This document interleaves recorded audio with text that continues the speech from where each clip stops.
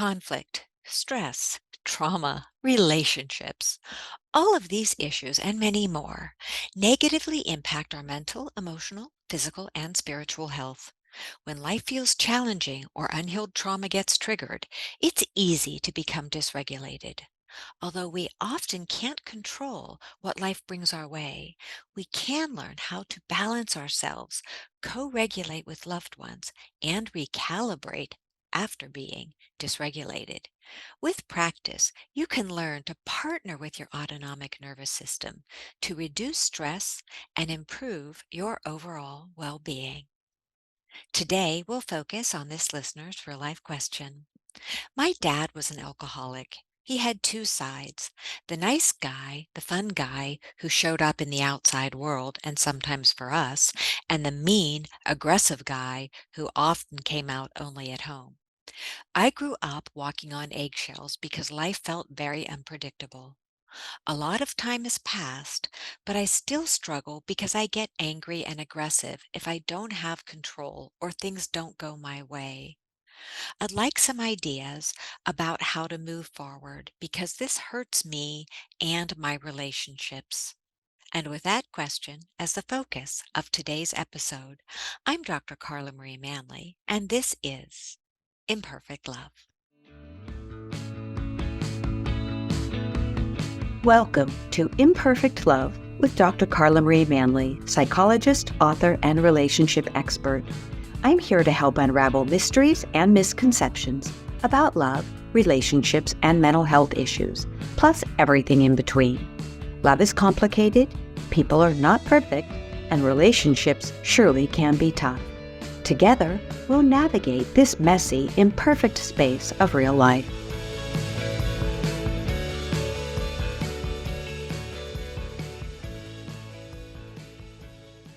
Today, I'm joined by a very special guest, Dr. Amy Wheeler, who will be sharing her expertise on the art of self-regulation and co-regulation.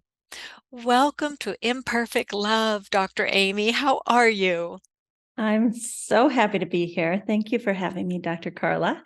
It is such a joy and a privilege to have you with us today. I know you have many roles in life and so many areas of expertise. And before we dive into answering this listener's question, could you Mm. tell us a little bit about what makes you you? Oh, I feel like I have many facets of who I am, but as they pertain to the show, I think my passion in life is helping people to understand how their autonomic nervous system works, how it feels when it's dysregulated versus when it's regulated, the types of things we can do to bring ourselves back into balance so that we can have better relationships. I mean, I think that's the overall goal is that we can feel more comfortable in our skin, but we can also stay connected to other people. Thank you for that lovely foundation.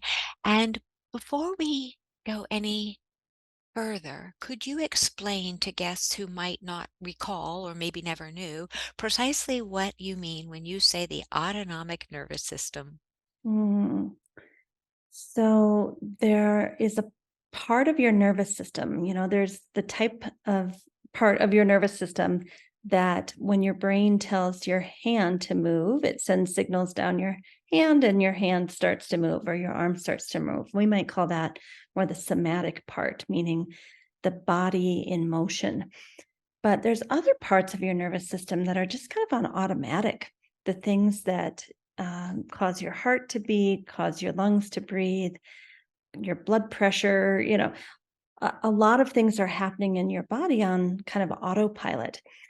And your emotions, your perceptions, your thoughts impact how it is that your body is functioning. So if I think about something I'm angry about, my heart rate is going to go up, my body temperature is going to go up. I'm going to have different thoughts. It's almost like a cascade of effects. And while it seems that's all kind of on autopilot, actually we have quite a bit of control over our thoughts and the triggers that are kind of sending our autonomic nervous system into a direction of being out of balance. Thank you for that Beautiful explanation. So I imagine during our time together, we'll be using the word somatic quite a lot because of your vast experience in the world of somatic and somatic therapy. So could you illuminate what you mean when you're saying somatic? So, for many, many years, we have thought that there's kind of a top down approach, meaning your mind thinks something and your body responds. So, when I get angry, my heart rate and blood pressure go up.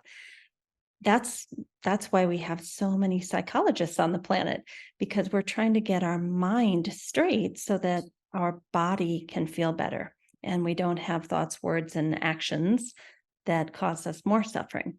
But what we're really starting to understand through the latest neuroscience is a whole lot more information is coming from the body up, the somatic part of us. Soma means body, from the body up. And what that means is that we have an underlying sensation or feeling in our body, and then our brain makes a story about that. And that is really a huge paradigm shift, because what that means is we can work on our thoughts through our body first. We can make our body feel safe. We can do things to regulate our body, and that's actually going to change how we think.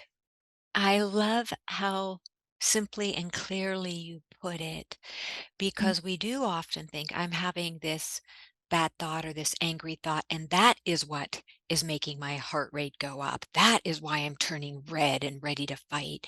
Yet, what you're saying is, wait a second, the body, this very wise being is let's talk about gut instinct for a minute because I think people might get it if we talk a little bit about how this comes from a gut, like that visceral gut response.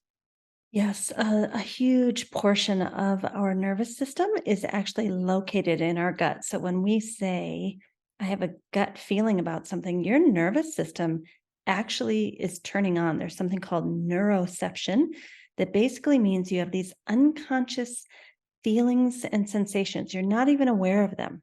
They're not up here in your cognitive mind, they're in your gut. And those things are telling you, I'm lacking safety.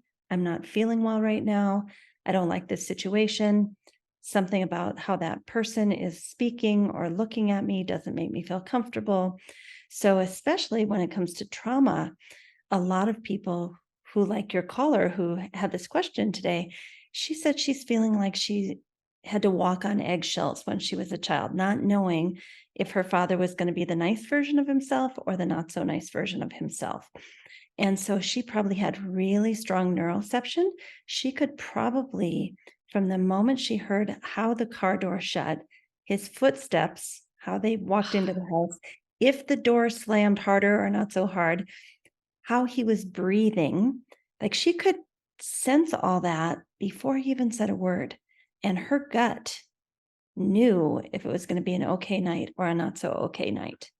As someone who works with people who have suffered from trauma and with lots of personal and professional experience, we can see that what you're calling neuroception, so our listeners get used to that term, that it's similar to me. It reminds me of my giant schnauzer, right? Mhm. Where they are on alert. When they're on duty, they are picking up sounds I would never hear because they are finely attuned to the environment. They're not thinking about being attuned to it.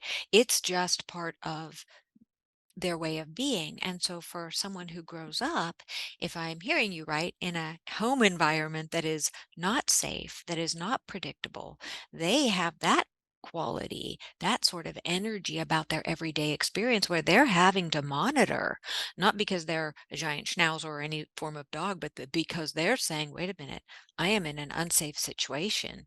I've got to read the room. I've got to read daddy's face, mommy's response, brothers and sisters response, the sounds, the car, the smell in the air. Did daddy drink? Did daddy not drink? All of these little pieces that were operating below this listener's radar, below their conscious thoughts. I want to say, as sad as that is, that when people grow up with abuse or alcoholism in the home or things that make them have to be on high alert, whether they're aware of it or not, later in life, if we can integrate this into who we are, it can actually become one of our superpowers to be able to read a room so clearly and quickly, to be able to see things before anybody else knows what's about to happen, to be able to read human beings so beautifully.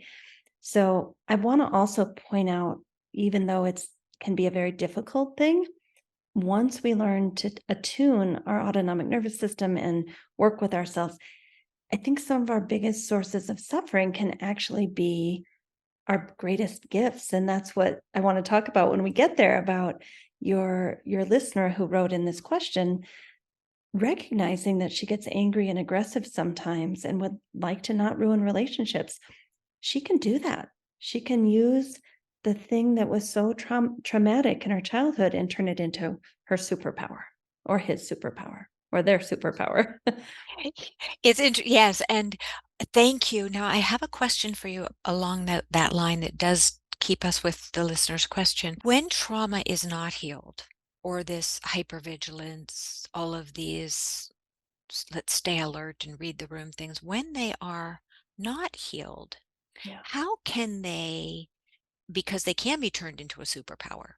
But I've noticed in my clinical practice that the clients who have not gone through that journey, that those potential superpowers actually work against them because they read foes as friends and friends as foes. It's as Mm, though their radar is completely, so they'll gravitate toward people and think they're good, but they're actually, maybe addicts or something deeper going on. And then the people who are healthy, they often push them away because it's not familiar. What do you think of that? What's your take on that? when we grow up in a very unstable environment, even though it's very dysregulating, it's not a healthy place to be, it's normal. It's what feels familiar to us. And that's why I think we seek out what is familiar, because we know, okay, I've dealt with this before. I know how to work with this.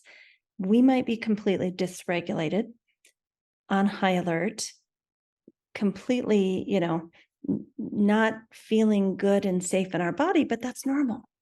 And then, like you said, and I see this all the time in my practice too, you have someone who tries to connect with a very healthy human being and they're perceived as boring, and I don't think I have any chemistry with this person, that type of thing, because that person isn't matching their dysregulation and their chaos.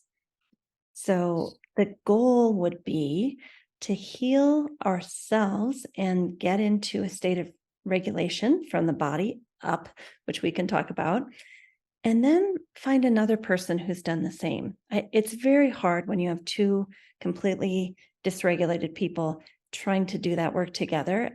They bounce off each other and dysregulate each other more. It's probably good to take your time to figure out how to get regulated and then find another healthy person that's also interested in staying regulated. And I think at that point, it won't seem boring, it will seem safe. Yes, because I also have noticed, I'm wondering if this is your experience, that I love how you put it, that you get one person who's chaotic and they might find the other person too stable, too normal, too boring. But they can also, I wonder if this is your experience, they can also take that more stable person and try and get them to become dysregulated. They want them to join and become chaotic themselves. And the other person might need to keep saying, I'm not doing this. I'm not joining you in that circus. I'm not joining you. Go ahead, you keep trying, but it's not going to happen. It's not going to happen. What do you think about that dynamic? If anyone studied the attachment styles, they do say that a securely attached person, someone who's regulated, someone who has good boundaries, good communication, knows how to be in a healthy relationship, that they are able to help someone who's more anxiously attached or, has more dysfunction. If they're willing to do that work, it can work. And, thank you to them. But I would wonder if it might not get old at some point. If the person who's feeling more chaotic and dysregulated doesn't really take it seriously and get their own nervous system in balance instead of requiring the second person to balance them. I think at some point we all have to take responsibility for our own thoughts, words, emotions, and ultimately nervous system. Absolutely, and that's one of the most common things I see in my practice where there will be someone who's trying to be there with the other person, and you're right, that journey can work with someone who's dysregulated and someone who tends to stay stable, but it does get old because then the other person gets very exhausted and says, I'm tired of this uphill journey with you pulling me down and me trying to take us up, but you keep pulling down and not doing your part. And I think that's the critical piece is the person who's because we're all evolving, we're all on a journey, but is the more dysregulated person willing to do their work? And if not, that can be a deal breaker. And I think a lot of people understand I'm dysregulated. I've not had success in relationships. I really want to feel more regulated, but they don't know where to start or how to start. They don't know how to work with the somatic body and let their own body know that it's safe so that it tells their mind they're safe instead of the other way, which is the mind saying, I'm unsafe, I'm on eggshells, I need to be hypervigilant. I'm this person's going to cheat on me. This person's going to do horrible things to me. And then the whole body comes into a contracted state and the nervous system, is not flowing smoothly. Absolutely, and to add on some of the other messages, this person's going to criticize me. This Mm, person is going to undermine me. This person's going to tell me I'll never add up to anything. I'll never be this person because that fear brain that's based on all of those negative childhood experiences is running the show. So let me give this to you to help us answer the listener's question about how can this listener and all of those people who are listening who get what we're talking about, who say, "Oh, I have something similar in my life." Please do take us on a journey. mm. Well, my background and your listeners are about to hear this, but as of a few years ago, almost 40 million people in the United States were doing yoga. And it was predicted within a few years that it would be more like 85 million. And I think the reason people have found yoga and it's growing so fast, it's still growing, it's not going anywhere, is because of this. Because for the first time in their life, they go to an individual yoga class or a small group yoga class, or maybe even a large group class. And the hour of breathing and moving and focusing brings them into a state of regulation, which most people have never felt. And they're lying there at the end of class in Shavasana or corpse pose, where you lie on your back and your eyes are closed and you get about 5 to 7 minutes of just peaceful relaxation. People are like, what just happened to me? I've never felt this feeling in my body or mind. And we just smile and we say, oh, you're regulated. That's what it feels like. And while at first it may just be those little glimpses at the end of practice, and then we pop out and get dysregulated again, it is possible over time and with practice to start living in that place where you feel regulated most of the time. And occasionally you pop out and feel dysregulated and recognize, oh, I'm not well right now, but I know how to get back. Thank you for bringing up that piece because it allows us all to realize that this is working with the body. Soma, right, is Mhm. something that we can even if we can't afford a yoga class, we can often find something on YouTube that resonates with us. Now, I have a question because so I'm a yoga teacher as well, and so we Mhm. have so much in common, and I so believe in the power and the healing power of the body. Now, I want to illuminate and ask for your assistance with this.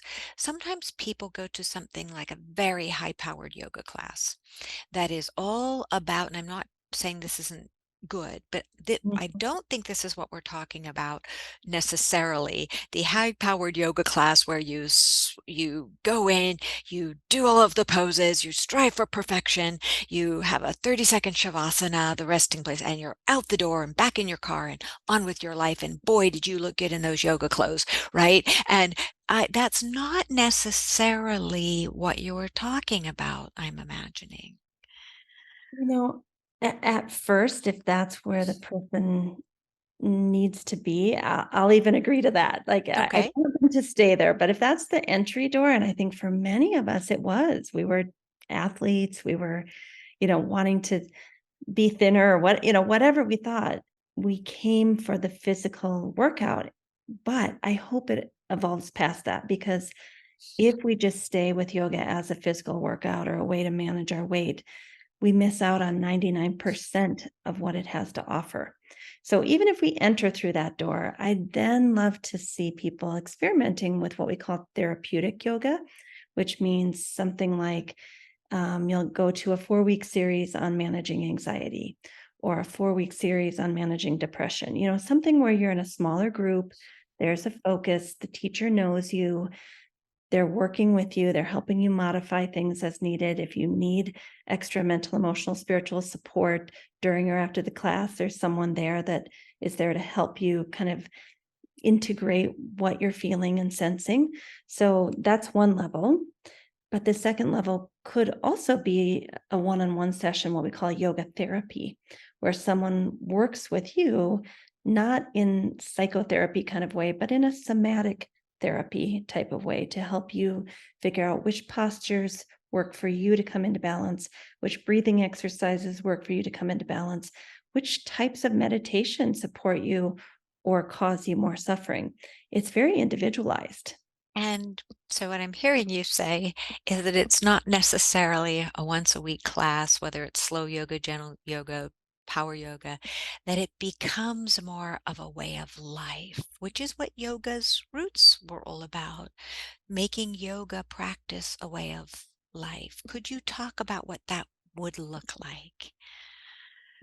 Making your lifestyle yogic is the best thing you could do to regulate your nervous system. Getting to bed at a particular time, and yoga and Ayurveda, which is the Indian philosophy type of kind of lifestyle medicine, they say we want you in bed by 10 p.m. and we want you to get up with the sun. And when you get up in the morning, the first thing we want you to do is clean your mouth and then have a warm cup of lemon water to help cleanse your digestive tract. And all day long, there's these things that yoga and Ayurveda recommend to basically keep your nervous system in balance, as well as a healthy mind and healthy body. Again, just such simple can-do pieces, and it's interesting, I'm a naturally wake with the sun, go to bed, I'm ready pretty much as 10 o'clock is sometimes a stretch for me, right? But when it's not about a particular somebody having to watch the clock, but those are for thousands and thousands and thousands of years, pre-industrial revolution, that's what our bodies were doing. That's what our ancestors' bodies were doing. So knowing it's more about getting into the body's natural rhythms. And I love that you called that out in something as simple as lemon water to get the system going. So many of us wake up, pound a cup of coffee, a bagel, a Danish, and off we go. And tell us what that does to the nervous system, please.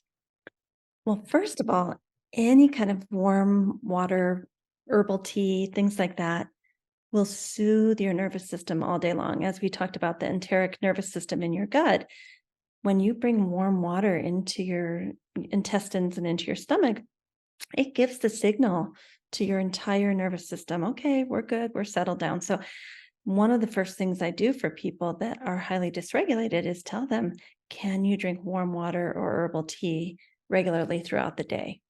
The lemon part of it has more to do with digestion and kind of getting the metabolism going in the morning, and a little very gentle mini cleanse for your intestinal system. But you wouldn't want necessarily to do lemon water all day. But I do ask people to carry around a container of warm water with them all day to stay more regulated.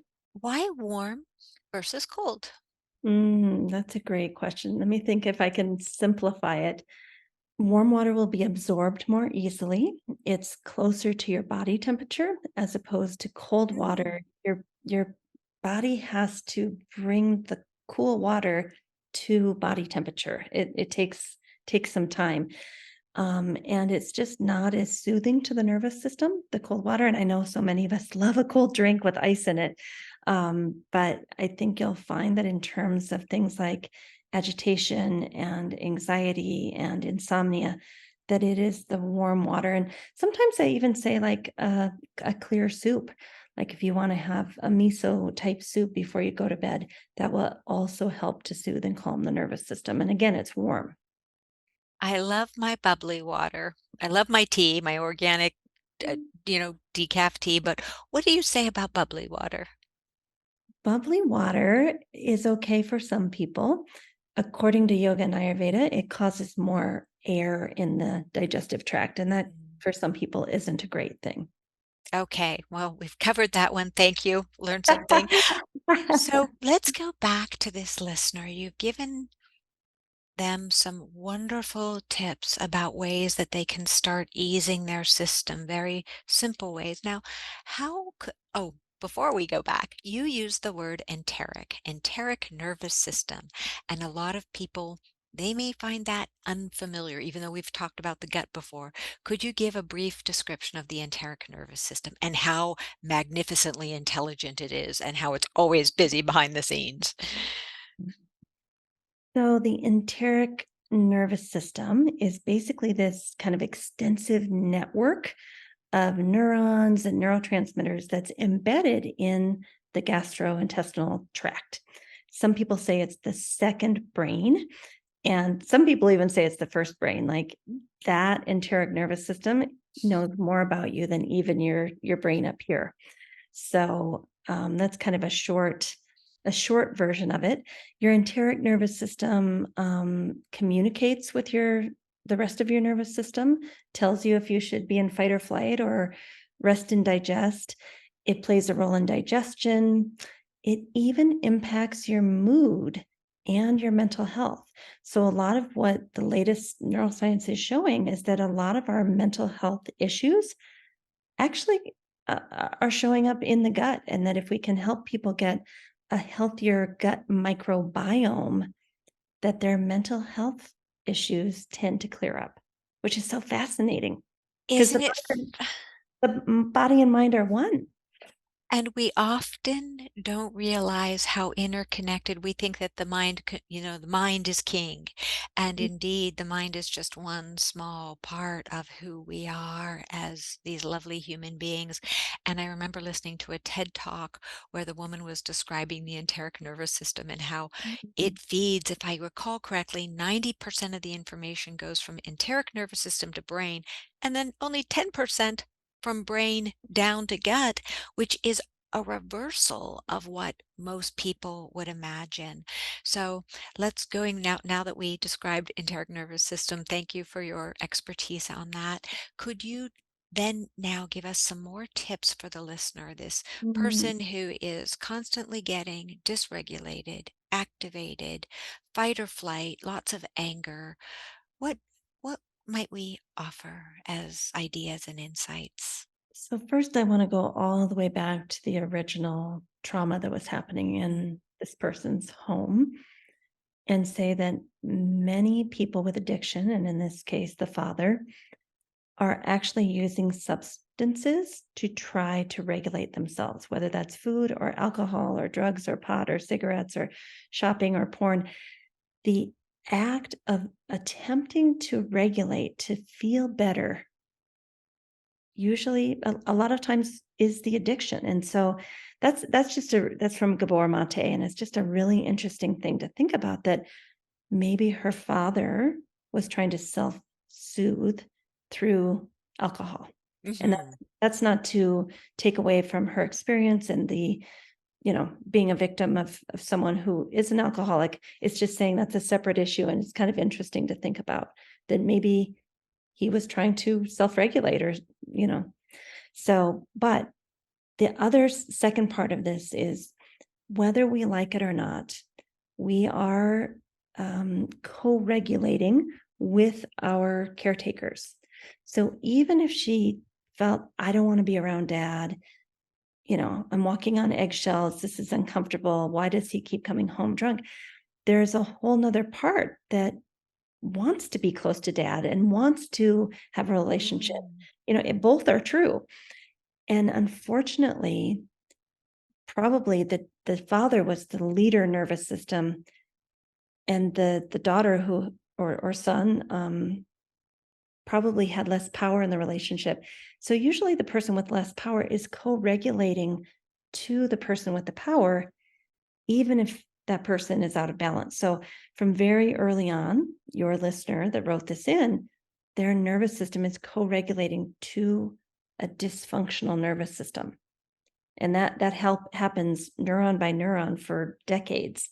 So this is not going to be a quick, easy fix to reprogram that. It's possible, but it's not going to happen overnight. I just want to say that because the nervous system was impacted for decades, probably, from age 0 to whenever she or he left the house.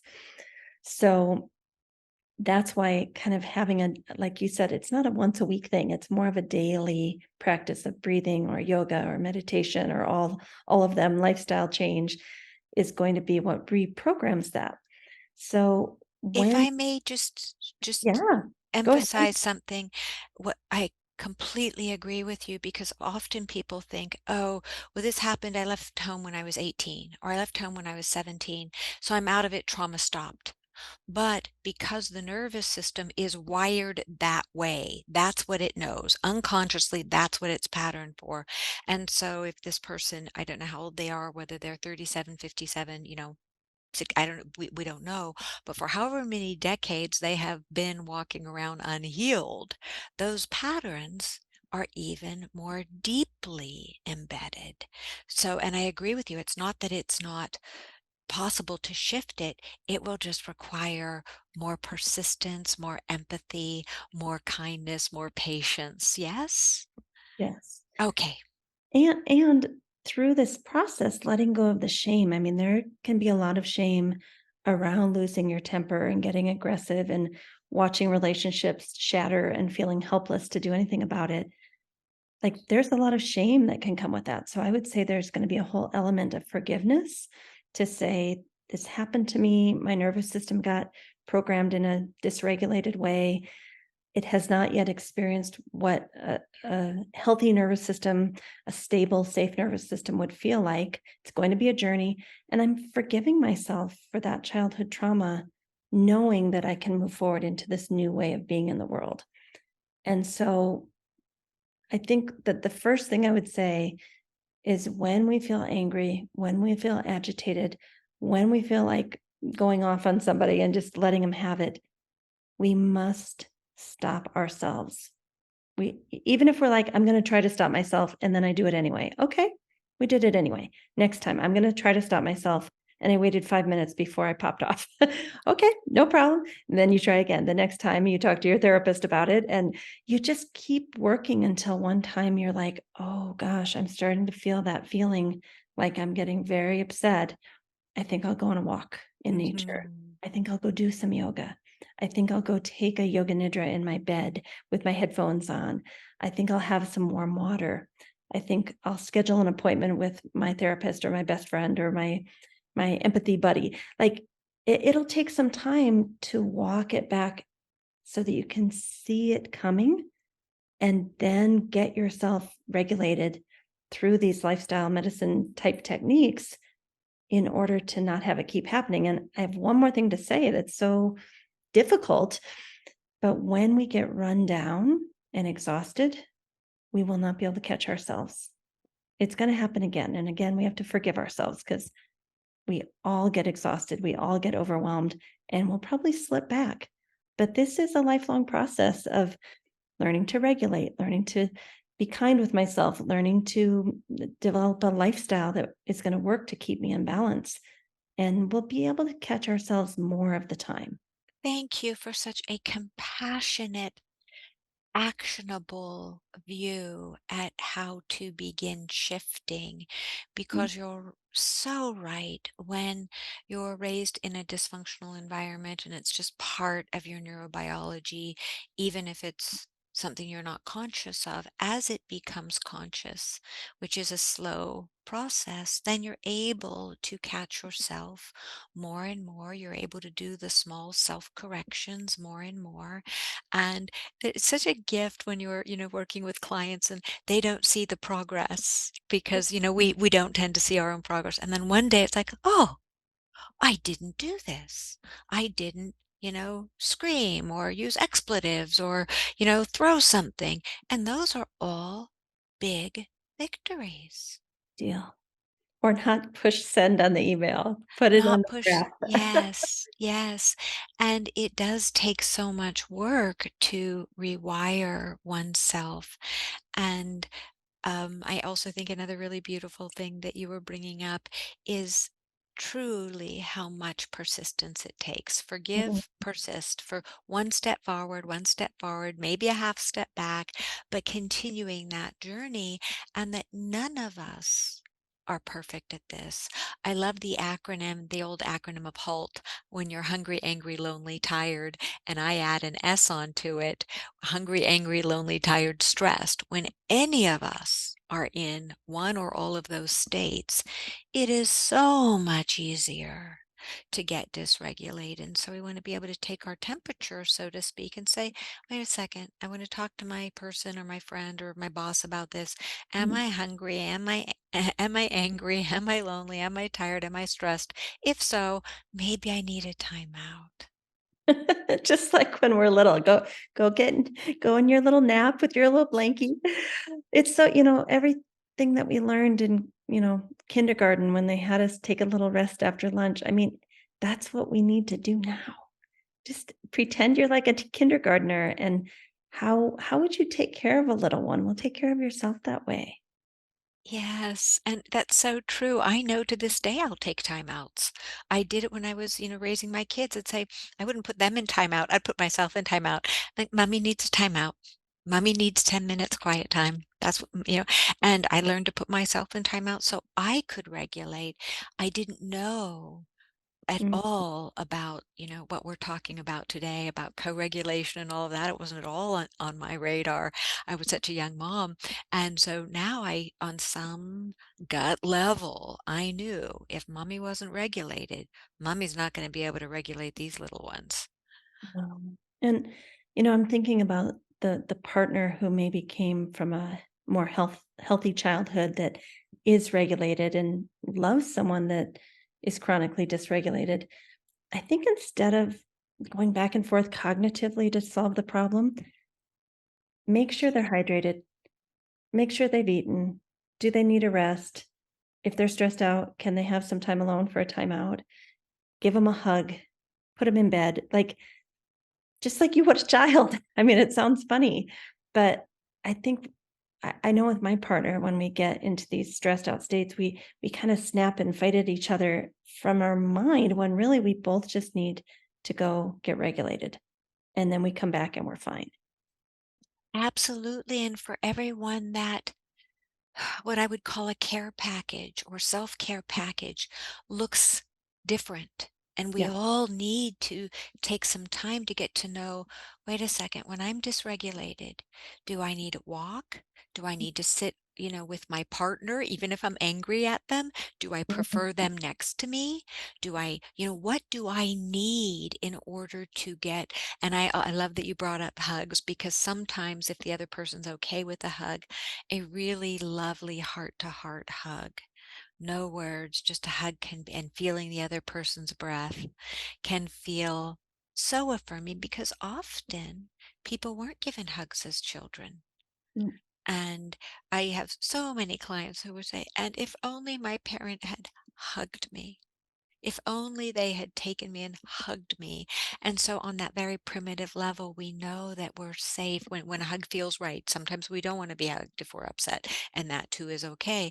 But I love that you brought that up, because it can be a wonderful tool for co-regulation. I could keep talking to you, Amy, about this for, I mean, Dr. Amy, your wisdom is so profound and beautiful. So I'm going to give Mm. this back to you to see what else you might offer our listeners and the person who asked the question without taking too much more of your time. Mm.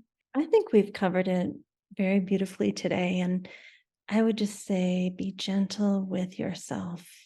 Be gentle with yourself. We're all imperfect. We're all working on this. It's not your fault that your nervous system learned how to be dysregulated at a very young age, and it's a totally solvable problem. You make it sound so human, and that is exactly what it is. We are all humans. Most of us did not grow up in perfect households. I don't know really anyone who did. And so we are all much more alike in these ways than we sometimes realize. And you probably hear the same thing. I hear parents say, "Oh my God, I snapped at my child, or I snapped at my partner, or I got," well, that's normal. We Mm. sometimes snap. We don't want to, hurt other people, but we do want to realize that we can apologize.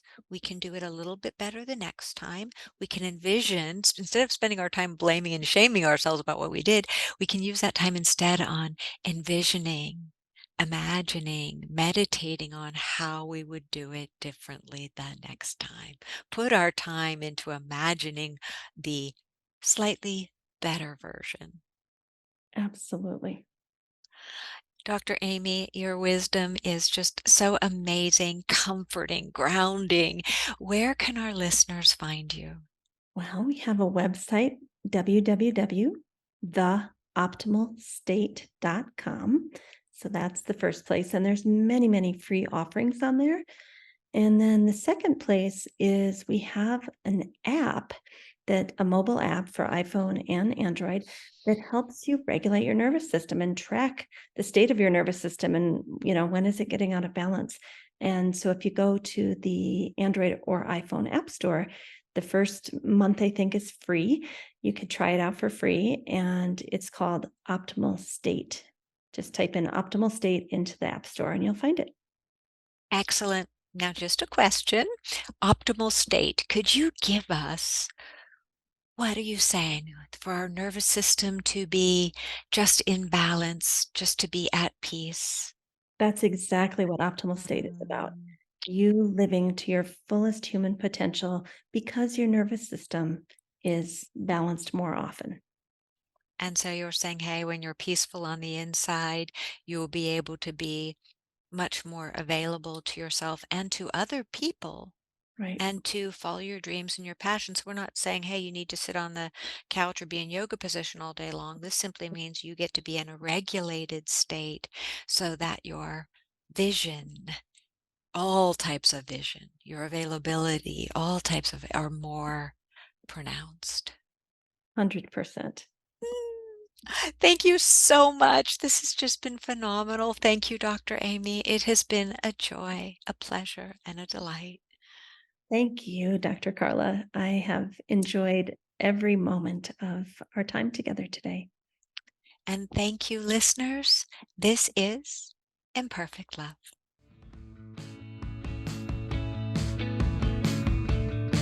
Thanks so much for sharing your time with me today.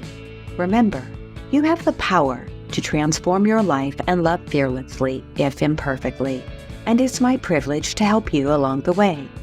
You can find more life-changing content, including my books and other podcast episodes, at drcarlamanley.com. Feel free to submit your own confidential questions through my website. I'll do my very best to include your issue on a future episode. If you found this podcast helpful, please subscribe and leave a review. Until we connect again, this is Dr. Carla Marie Manley wishing you oceans of blessings and love. Please note, this podcast is psychoeducational in nature and is not intended to replace formal mental health support. Please contact your healthcare provider or emergency hotline if you need psychiatric care. And as always, please take good care of your amazing, wonderful self.